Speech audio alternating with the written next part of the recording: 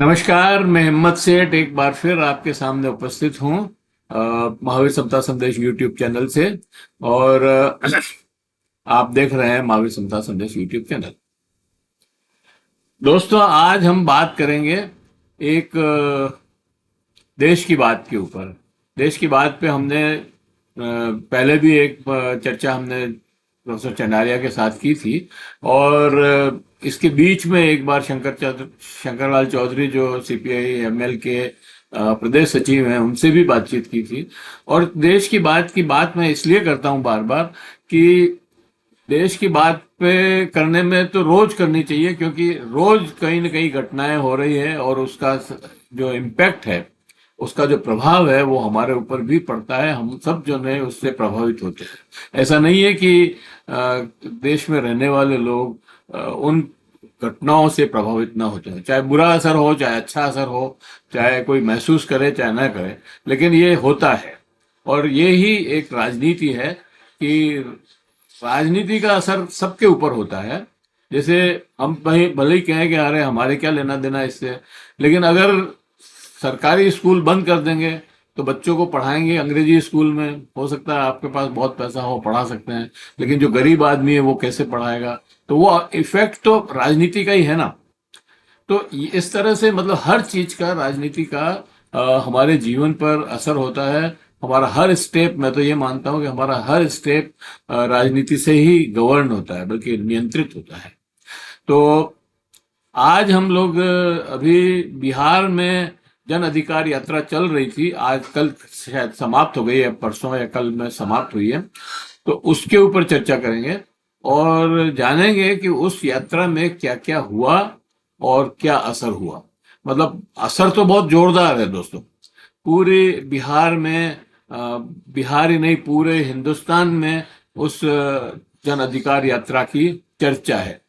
और हर जगह उसके ऊपर जो है कमेंट पास हो रहे हैं, चर्चा हो रही है आगे पीछे। कोई कोई हो सकता है उसका विरोध भी कर रहा हो, लेकिन अधिकतर लोग उसके पक्ष में हैं कि हमारा वोट चोरी हो रहा है। और वहां नारा ही सबसे बड़ा यही लग रहा था, वोट चोर गद्दी छोड़। तो दोस्तों, ये चर्चा इसलिए भी जरूरी है कि जो एसआईआर वहां पर हो रही है, एसआईआर है ना, एसआईआर वहां पर हो रही है, अ, उसका इम्पैक्ट तो सब जगह पड़ने वाला, पूरे हिंदुस्तान में, क्योंकि वो वहीं अकेले नहीं होगी। ये एसआईआर एक तरह की एनआरसी है। और एनआरसी का मतलब यह है कि आपकी नागरिकता पुनः खतरे में है। मतलब आपकी नागरिकता की जांच होगी एक तरह से, आप नागरिक हैं या नहीं है। चाहे वो आसाम हो, आसाम में तो कह दिया कि भी असमी बहुत लोग आ गए हैं, नागालैंड के बहुत लोग आ गए हैं उसमें, ए सॉरी, बांग्लादेश। बांग्लादेश के बहुत लोग आ गए हैं। और इसलिए जो है करना जरूरी है। पहले तो कहा था 2 करोड़ बांग्लादेशी घुस गए हैं यहाँ पे, घुसपैठिए हैं ये वो। लेकिन जब एनआरसी हुई तो 19 लाख लोग कुल थे। उसमें से भी 14 लाख लोग हिंदू थे, 16 लाख लोग, और 3-4 लाख करीब मुस्लिम्स थे। और मुस्लिम्स में भी इंडियन मुस्लिम्स ज्यादा थे, मतलब बांग्लादेशी तो बहुत ही कम थे। उसी तरह से अभी झारखंड के चुनाव हुए, उसमें उन्होंने घुसपैठिए घुसपैठिए कर करके और बांग्लादेशियों को बदनाम किया। और अभी बिहार में भी यही चल रहा है। बिहार में भी अभी जो नरेंद्र मोदी ने जो ऑनलाइन लोगों को संबोधित किया, उसमें भी उन्होंने घुसपैठियों का नाम लिया। जबकि घुसपैठिए क्यों आ रहे हैं, उसकी सारी जिम्मेदारी जो है केंद्रीय सरकार की है और अमित शाह की है, क्योंकि वो गृह मंत्री है। बीएसएफ मंत्रालय के अंडर में आता है। और बीएसएफ का मतलब सुरक्षा, सीमा सुरक्षा बल। तो सीमा सुरक्षा पे कोई भी गड़बड़ है, चाहे कश्मीर में घुसपैठियां आ जाओ, चाहे बांग्लादेश से आ जाओ, चाहे नेपाल से आ जाओ, कहीं से भी आओ, लेकिन उसकी सारी जिम्मेदारी इनके ऊपर होती है, अमित शाह पे। खैर, मैं प्रोफेसर चंडालिया से ये जानना चाहता हूं कि आप इस यात्रा को कैसे देखते हैं, और इस यात्रा के पूरे देश में क्या प्रभाव पड़ने वाले हैं, उस पर आप थोड़ा सा हमें संबोधित कराएं। धन्यवाद सेठ साहब। असल में ये एक बड़ी घटना भारत की राजनीति में हुई है। पिछले 16 दिन ये यात्रा चली और इस यात्रा का प्रारंभ सासाराम से हुआ। मुझे लगता है कि अगर मैं ठीक से याद कर पा रहा हूँ तो वहां से बाबू जगजीवन राम चुनाव लड़ा करते थे। तो उनकी याद इसलिए भी आ रही है कि जब भी सभाएं हो रही थी इस यात्रा के दौरान, तो जो नारे लग रहे थे उनमें जय भीम का नारा प्रमुखता से लगाया जा रहा था। इसका आशय यह है कि ये यात्रा किनको संबोधित कर रही थी। सीपीआईएमएल के जनरल सेक्रेटरी दीपांकर भट्टाचार्य जी जब भी बात शुरू कर रहे थे तो वो जय भीम लाल सलाम नारा लगा रहे थे। राहुल गांधी सब वैसे ये नारा नहीं लगा रहे थे, लेकिन जब वो संबोधित कर रहे थे तो वे भी समाज के जो दलित वर्ग है, वंचित वर्ग है, पिछड़ा वर्ग है, अति पिछड़ा वर्ग है, उनके बातचीत के केंद्र में वह वर्ग प्रमुखता से रहा। तो इस यात्रा का विश्लेषण करने से पहले मैं ये भी कहना चाहूंगा कि राहुल गांधी जी ने इसके पहले 2 और यात्राएं जो भारत जोड़ो यात्राएं थी, पश्चिम से पूरब से पश्चिम और दक्षिण से उत्तर की ओर। और अधिकांश विश्लेषकों का मानना है कि उन यात्राओं ने उनकी अपनी छवि को बहुत अधिक बेहतर किया। पहले जो भारतीय जनता पार्टी और एनडीए के लोग संसद में भी और संसद के बाहर भी उनके व्यवहार को लेकर के, उनके व्यक्तित्व को लेकर के टिप्पणियां किया करते थे, उनको पप्पू कहा गया। ये कहा गया कि राजनीति में अभी वो अपरिपक्व है, मैच्योर है। लेकिन इन 2 यात्राओं के बाद वो जो परसेप्शन था, वो जो समझ थी, वो लोगों की जो उनके बारे में राय थी, उसमें बड़ा परिवर्तन आया। और उसका एक बड़ा लाभ राहुल गांधी को यह मिला कि वो लोगों से सीधा कनेक्ट कर पाया। इस देश के जो आम जनमानस है, जो आम जनता है, सड़क पर चल करके, पैदल चल करके, हजारों किलोमीटर पैदल चल करके उन लोगों से वो सीधा जुड़ पाए, सीधा मिल पाए। उससे उनकी एक छवि बने। और हम उस दौरान भी देख रहे थे कि जो जन सामान्य है उनके स्तर तक जा करके, उनसे गले मिल करके, उनसे हाथ मिला करके, जो वयोवृद्ध महिलाएं थी उनको रुक करके उनकी पीड़ा को जानने की कोशिश करके उन्होंने अपनी एक बेहतर छवि, बेहतर मानवीय छवि बनाने की चेष्टा की और उसमें वो सफल रहे। जो एरोगेंस भारतीय जनता पार्टी में दिखाई देता है, इनके नेताओं में, इनके प्रवक्ताओं में दिखाई देता है, उसके विपरीत एक छवि राहुल गांधी जी बनाने में सफल रहे। तो उसी का एक एक्सटेंशन में इस यात्रा को मानता है कि बिहार के जो आगामी चुनाव है उसमें जड़ों तक पहुंचने का काम इस यात्रा ने किया है। धरातल पर, ग्राउंड जीरो पर, जिसको हम पत्रकारिता की भाषा में कहते हैं, वो इस यात्रा के माध्यम से पहुंचे हैं। और उनके साथ साथ जो महागठबंधन है उनके नेता भी पहुंचे। तेजस्वी यादव पहुंचे हैं और सीपीआईएमएल के जनरल सेक्रेटरी पूरी यात्रा में उनके साथ रहे, दीपांकर भट्टाचार्य। तो इस लगभग 16 दिन की ये यात्रा 23 जिलों से होकर के गुजरी और 67 विधानसभा क्षेत्रों को इन्होंने स्पर्श किया।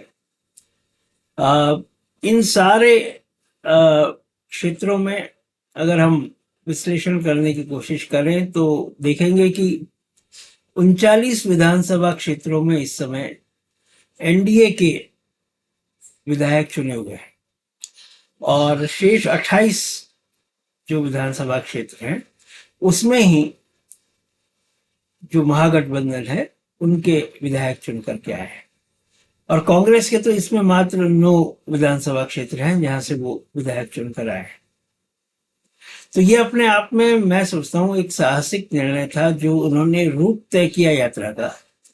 वो एनडीए के जो शक्ति केंद्र हैं उनके बीच से गुजरने का उन्होंने फैसला किया। जहां उनका बहुमत था वो क्षेत्र तो कम है, लेकिन एनडीए का जहां बहुमत है वो क्षेत्र ज्यादा है। तो इसका एक लाभ ये है कि जिन क्षेत्रों में महागठबंधन की उपस्थिति कम है वहां जाकर के उन लोगों के बीच पहुंच करके उन्होंने अपनी बात को कहने का काम किया। और ये एक विचार लोगों के मन में, लोगों के दिल तक पहुंच गया कि जो निर्वाचन प्रक्रिया इस समय देश में चल रही है वह पारदर्शी नहीं है, वह निष्पक्ष नहीं है, और जो चुनाव आयोग है वह वर्तमान केंद्र सरकार की मंशा के अनुरूप काम कर रहा है। और ये जो एसआईआर हड़बड़ी में करने का काम किया है चुनाव आयोग ने, उसका लक्ष्य कुल मिलाकर के एक वर्ग विशेष के मतदाताओं के नाम मतदाता सूची से काटना रहा है।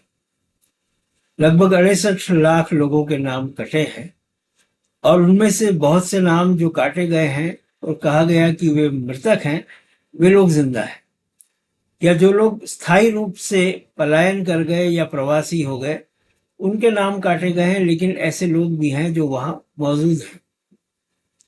तो कुल मिलाकर इस यात्रा से जो बात उभर कर आ रही है वो ये है कि निर्वाचन प्रक्रिया को प्रभावित करने का काम भारतीय जनता पार्टी और उनके सहयोगी दल कर रहे हैं और उसमें चुनाव आयोग उनकी मदद कर रहा है।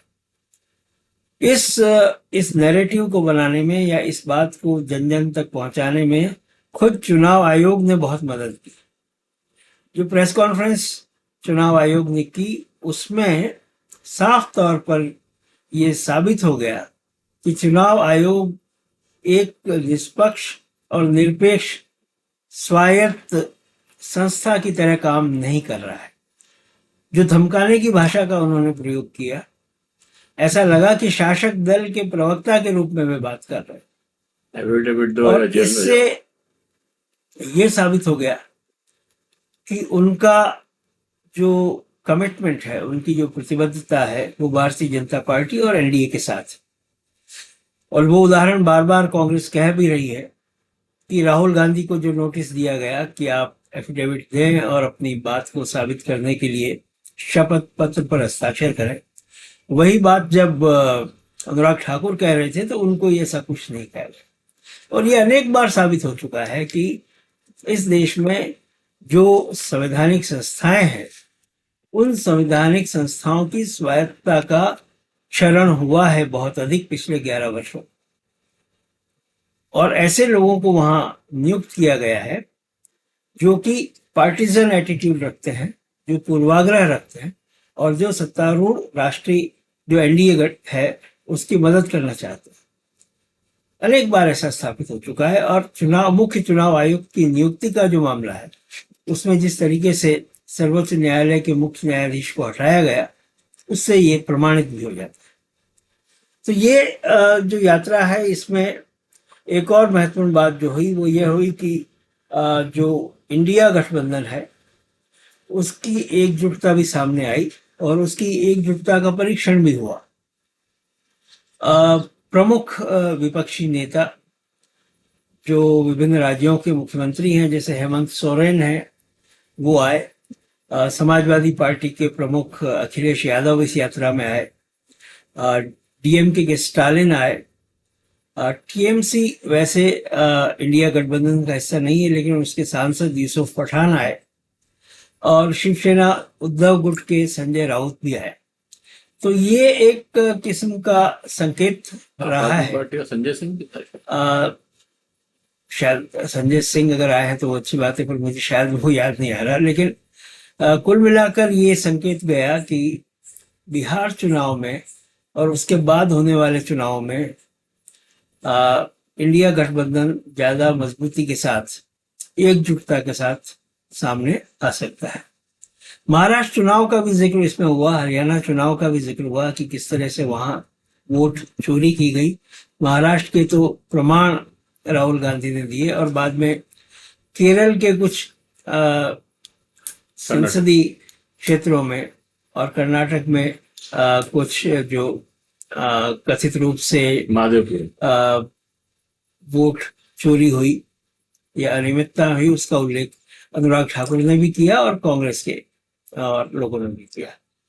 तो एक बड़ा सवाल इसमें हमारे सामने ये आया कि अगर इसी प्रकार हमारे निर्वाचन प्रक्रिया को केंद्रीय चुनाव आयोग प्रभावित कर रहा है किसी एक दल या किसी एक गठबंधन के पक्ष में, तो उससे पूरी निर्वाचन प्रक्रिया के प्रति अविश्वास इस देश के नागरिकों के अंदर पैदा हो जाएगा, और पूरी लोकतांत्रिक प्रणाली के भीतर भी एक अविश्वास पैदा हो जाएगा। और अगर ऐसा निरंतर होता रहा तो मुझे ये डर लगने लगा है कि कहीं हम एक नई किस्म की अराजकता को इस देश में जन्म न दे दें। क्योंकि अगर आपके वोट का कोई अर्थ नहीं रह जाता है, अगर आपके वोट की विश्वसनीयता समाप्त हो जाती है, तो फिर सत्ता परिवर्तन का और कौन सा उपाय आपके पास रहता है। तब जो अराजकता हमको हमारे पड़ोसी देशों में देखने को मिली, उसका भय, कहीं उसकी आशंका हम अपने देश में तो नहीं कर पाएंगे। श्रीलंका में जिस तरह से हुआ, बांग्लादेश का तो मैं जिक्र नहीं करना चाहूंगा क्योंकि वो उस तरीके का लोकतंत्र रहा भी नहीं कभी, लेकिन खतरा बहुत तेजी से बढ़ा। और अभी बिहार चुनाव में ये स्पष्ट हो जाएगा, यदि उसको पूरी तरह प्रभावित किया गया, उसके परिणाम प्रभावित हुए इस प्रकार की घटनाओं से, तो मुझे लगता है आने वाला समय इस देश के लोकतंत्र के लिए अच्छा नहीं होगा, और ये हम सब की परीक्षा का समय होगा। क्योंकि तब खुलकर सड़कों पर उतरना विपक्ष की आवश्यकता हो जाएगी, और इसके लिए अगर तानाशाही ढंग से केंद्र सरकार ने दमन का सहारा लिया तो फिर परिणाम हिंसक भी हो सकते हैं। ये एक बुरा सपना जैसा है, लेकिन जो प्रश्न उठाए गए हैं बिहार में इस समय इस यात्रा के माध्यम से, उन प्रश्नों के जो प्रोजेक्टेड परिणाम हो सकते हैं, वो परिणाम इसी दिशा की ओर संकेत करते हैं। अपनी बातचीत को समाप्त करने से पहले मैं दो और बिंदुओं पर आपका ध्यान आकर्षित करना चाहूंगा कि बिहार के चुनावों को दो और फैक्टर्स प्रभावित कर सकते हैं। हालांकि वो अभी बहुत महत्वपूर्ण दिख नहीं रहे हैं, लेकिन ओवैसी जी की जो पार्टी है, उस पार्टी ने पिछली बार भी 5 विधानसभा क्षेत्रों में तो विजय हासिल की, और बाकी के विधानसभा क्षेत्रों में जो पूर्वांचल के क्षेत्र हैं उनको प्रभावित किया। इसी तरीके से इस बार प्रशांत किशोर भी अपनी पार्टी के साथ चुनाव मैदान में आने वाले हैं। वो कितना प्रभावित कर पाएंगे ये तो कहना मुश्किल है, लेकिन वे बिहार के ही हैं। चुनाव विश्लेषक के रूप में उन्होंने बहुत बार कई दलों को मदद की है। इस बार वो स्वयं अपनी पार्टी के साथ हैं, तो बिहार की नब्ज को तो वो जानते हैं, ऐसा मुझे लगता है। वो कितना प्रभावित कर पाएंगे और कौन से गठबंधन को ज्यादा नुकसान पहुंचाएंगे, इस पर चर्चा करना, उसका विश्लेषण करना मुझे लगता है कि जरूरी है। आने वाले दिनों में संभवतया ऐसी बातचीत राष्ट्रीय पैमाने पर भी हो और हम लोग भी उस विश्लेषण को कहीं कर पाए, ऐसा मैं सोचता हूँ कि चुनाव से पहले जरूरी होगा। फिर भी इस यात्रा की जो सफलता है, इसका उल्लेख सेठ साहब ने भी किया है। मुझे भी लगता है कि अपने उद्देश्य में ये यात्रा सफल रही है, क्योंकि पूरे देश में ये विचार तो चला ही गया है कि चुनाव आयोग निष्पक्ष नहीं है, और जो SIR की प्रक्रिया है वो NRC की प्रक्रिया से कहीं भी अलग नहीं है। हमारे नागरिकता के जो पहचान है उसके सामने नए संकट लेकर के ये प्रक्रिया आ रही है, और इसलिए पूरे देश के नागरिकों को सावचेत हो जाना चाहिए। बहुत बहुत धन्यवाद। बहुत बहुत आभार चंडालिया जी। लेकिन मैं एक दो बातें पूछना भी चाहूंगा, करना भी चाहूंगा। एक तो आपने जो चुनाव की बात करी और चुनाव में भी खास तौर से प्रशांत किशोर की बात कही, तो प्रशांत किशोर तो खैर भाजपा का ही पपेट है, लेकिन एक और खतरा अभी सामने आ रहा है। मेरे को लगता है कि वो भी मतलब कमोबेश भाजपा द्वारा ही प्रायोजित होगा, और वो है अपना पासवान। हाँ, वो तो एनडीए का हिस्सा है ही ऑलरेडी, अभी एनडीए चिराग का पासवान। हिस्सा है चिराग पासवान, लेकिन वहां जो चर्चाएं चल रही है उसमें यह है कि चिराग पासवान को सिर्फ 10 या 20 सीटें दे रहे हैं, और वो जो है 40 सीटें से ज्यादा मतलब चाहता है। और अगर वो नहीं मिली तो वो कह रहा है कि मैं अलग लड़ूंगा चुनाव। वो अलग लड़ेगा चुनाव, तो पिछली बार जैसे अलग लड़ा था, तो ये एक षड्यंत्र हो सकता है भाजपा का कि उसको एनडीए से निकाल के, मतलब एनडीए नीतीश कुमार के खिलाफ ही उसका उपयोग करें, और वो दूसरे हमारे जो इंडिया गठबंधन के लोग हैं उनके भी दलित वोट काटने में सहयोग हो सकता है। अ, ऐसे ही जीतन राम मांझी और क्या नाम था उसका, कुशवाहा, वो भी उनको भी बहुत कम कम सीटें दे रहे हैं वहां पर। तो 10 शायद इनको, जीतन राम मांझी को, और 7-8 सीटें इनको दे रहे हैं, क्योंकि 101 सीट पे बीजेपी लड़ेगी और 102 सीट पे नीतीश कुमार लड़ेंगे, ये तो फाइनल हो गया है इनका। तो इस तरह का जो फाइनल हुआ है उस पे ये सारे लोग एग्री नहीं है, मतलब इनमें एक आपस में कुंठा है या अविश्वास है या जो भी कहें आप उसको। तो एक तो ये प्रश्न है बड़ा।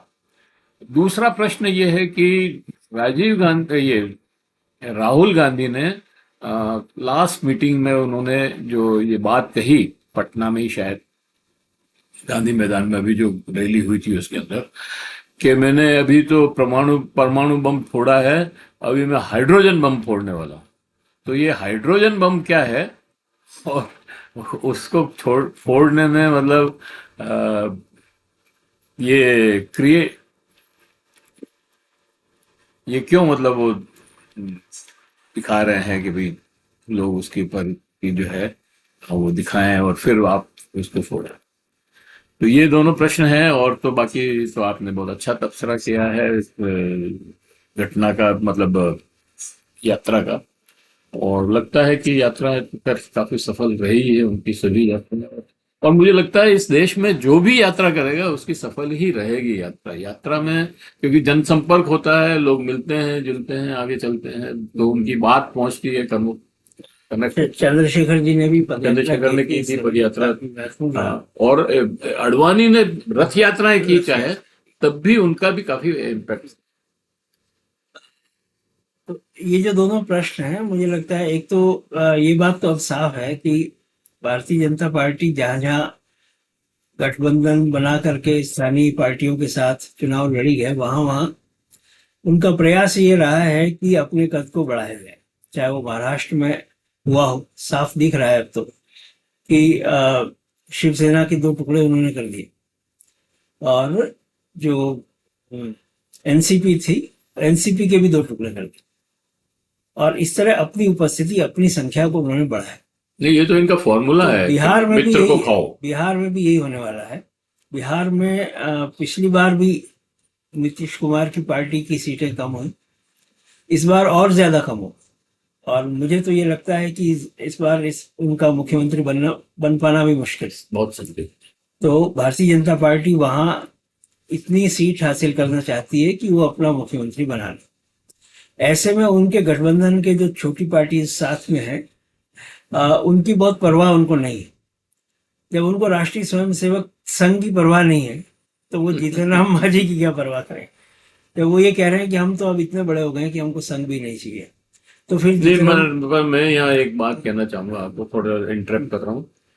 राष्ट्रीय स्वयंसेवक सेवक संघ और भाजपा, इन दोनों में कोई फर्क नहीं है, ये एक ही है, और सिर्फ भ्रम फैलाने के लिए ये इस तरह की बातें करते रहते हैं। कभी मोहन भागवत कुछ बोल देता है, और फिर कभी जो है ये इधर से कुछ दे देते हैं, नड्डा जी कुछ बोल देते हैं, लेकिन आप देखो कि कुल मिलाकर के फिर वो एक ही जगह है। ऐसा नहीं है कि वो उनमें कोई फर्क पड़ गया। और जहां जहां हारने की अपेक्षा होती है, मतलब जो चुनाव हारने की अपेक्षा होती है, वहां वहां संघ कह देता है कि हम इसके साथ नहीं है, अभी हम अलग हैं। तो लेकिन वो होते साथ ही हैं, काम पूरा करते हैं, लेकिन दिखाते ये हैं कि हमने काम नहीं किया इसलिए ये हार गए। मतलब जो जो हारने की जिम्मेदारी है वो संघ नहीं लेना चाहते, वो सिर्फ बीजेपी उठाए वो जिम्मेदारी, क्योंकि संघ तो जहां हाथ लगाएगा वहां जीतेगा ही। ये जो सोच है उनका, वो ये सारा खेल करवाता रहता है, मेरा ऐसा अपना मानना है। नहीं, ये ठीक है कि संघ और भाजपा अलग अलग नहीं है, बल्कि अब तो ये है कि जो संघ के स्वयं सेवक हैं वही भाजपा के शीर्षस्थ नेता है। तो ये तो ठीक बात है, लेकिन नहीं नहीं, उनका संगठन मंत्री इनका हाँ आरएसएस से जाता है। हाँ, नहीं, अब तो उनके कुलपति भी आरएसएस से जा हाँ, रहे हैं और सारे कुलपति तो जा ही रहे हैं। सब जगह वही लोग जा रहे हैं, ये बात ठीक है, नहीं, नहीं, लेकिन पर भाजपा के संगठन में संगठन मंत्री जो है वो आरएसएस से जाता है। राम माधव कहाँ से आया? वो यही से जो आया।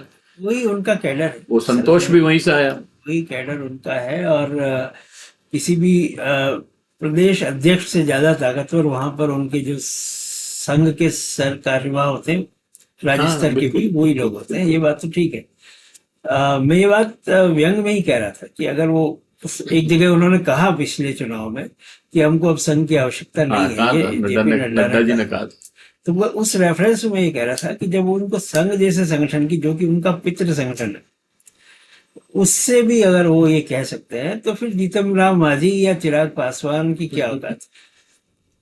ये बात जरूर है कि स्ट्रैटेजिकली ऐसा किया जा सकता है, और जो विपक्ष को जो वोट जा सकते हैं, वो वोट विपक्ष को न जाकर के चिराग पासवान को जाए, इसके लिए उसको अलग से खड़ा किया जा सकता है, ये बात सही है आपकी। लेकिन उससे चिराग पासवान की महत्वाकांक्षा भी बढ़ सकती है। अगर उसके पास 40 सीट आ जाती है तो वो खुद मुख्यमंत्री होने का दावा भी कर सकता है, क्योंकि वो भी ये रामविलास तो पासवान के पुत्र इतनी तो भाजपा हैं। तो आने नहीं देगी। ये बात भाजपा सही का है। एक काम रहा है हमेशा, मैं तो मतलब बहुत पास से देखा है मैंने इन सारे खेल को, क्योंकि मैं जनता पार्टी में जब था और ये भी उसी पार्टी में थे, तो हमारे जो जनता जनता समाजवादी ग्रुप से जो आए हुए लोग थे उनको जो टिकट देना पड़ता था, तो टिकट दे तो देते थे, लेकिन उसके सामने ये अपना एक उम्मीदवार निर्दलीय खड़ा कर देते थे और कहते थे यार ये तो निर्दलीय हो गया, हमारी क्या चलती है, और वो उसको हरा देता था। तो कुल मिलाकर के फिर ये कहते थे हम जीते हैं यहाँ से, तो इतने फिर अगले चुनाव में वो उनका ही क्लेम हो जाता था। तो ये इनका खेल है।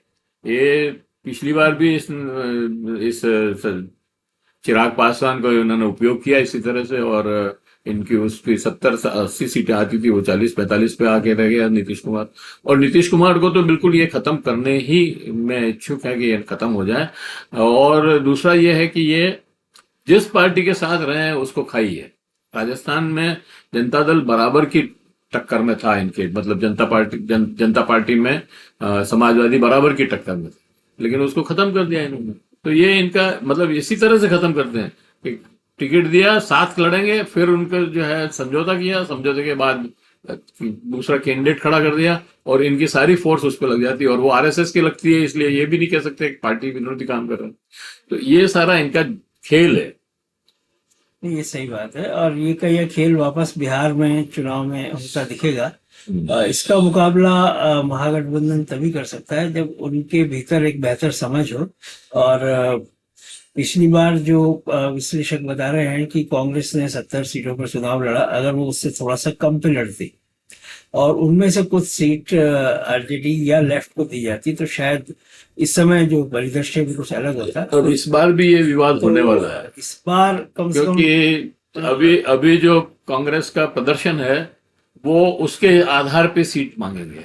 अब वो ये नहीं कहेंगे कि हमारे तो 19 ही जीते थे इसलिए हमको तो 19 और 8-10 और ज्यादा दे दो, ये बात नहीं चलेगी। अब ये कहेंगे कि हमारा जो आज का प्रदर्शन है उसके हिसाब से हम सीटें मांगेंगे। खैर ये आपस में उनके झगड़ने नहीं, वो लड़ने हो झगड़ने सकता की है, बातें हैं। लेकिन इसीलिए मैं ये कह रहा हूँ कि ये सावधानी बरतने की जरूरत है कि अगर महागठबंधन को जीत हासिल कर ली तो बेहतर तालमेल के साथ हाँ वही है। सीटों का बंटवारा करने की जरूरत होगी।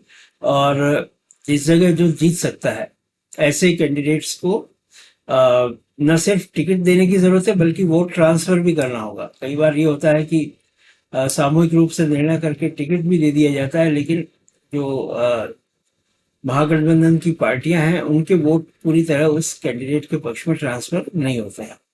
खैर ये तो तो हालातों को ये देख करके ही समझौते होंगे मेरे ये ख्याल से। करना जरूरी होगा इस बार। और जो ताकत आरजेडी की है और वामपंथी लेफ्ट पार्टियों की है, वो और कांग्रेस ये मिलकर के अगर एक जुडिशियस डिस्ट्रीब्यूशन करेंगे तो हो सकता है कि ये जो यात्रा है इसका असर हो और ये वोट में कन्वर्ट दो तीन जने और उसमें अभी माथा लड़ा रहे हैं। एक तो वो है सैनी, जो मल्लाहों की पार्टियां हैं वहां पर, उसमें वो है। एक ये कुशवाहा भी आने की कोशिश में है। जो खैर ये तो वहां पे जो भी होगा वो करते रहेंगे। अपन इस वीडियो को यहीं समाप्त करते हैं और आपका बहुत बहुत धन्यवाद करते हैं कि आपने इस यात्रा पे अच्छा तबसरा किया और सब लोगों को मतलब समझाया कि कैसे ये यात्रा सफल रही और इसके क्या परिणाम आने वाले चुनाव में हो सकते हैं। तो बहुत बहुत धन्यवाद आपका। धन्यवाद। और सब श्रोताओं का भी धन्यवाद कि उन्होंने अंत तक इस वीडियो को देखा। और ये अपील मैं करना चाहता हूं कि अगर आपने अभी तक भी हमारे YouTube चैनल महावीर समता संदेश को सब्सक्राइब न किया है तो सब्सक्राइब कर लें, बेल आइकन दबाना न भूलें। और अगर वीडियो अच्छे लग रहे हैं तो लाइक करें, फॉरवर्ड करें और लोगों को भेजें। और मिलते हैं किसी और वीडियो के साथ। जय हिंद, जय भारत। जय हिंद।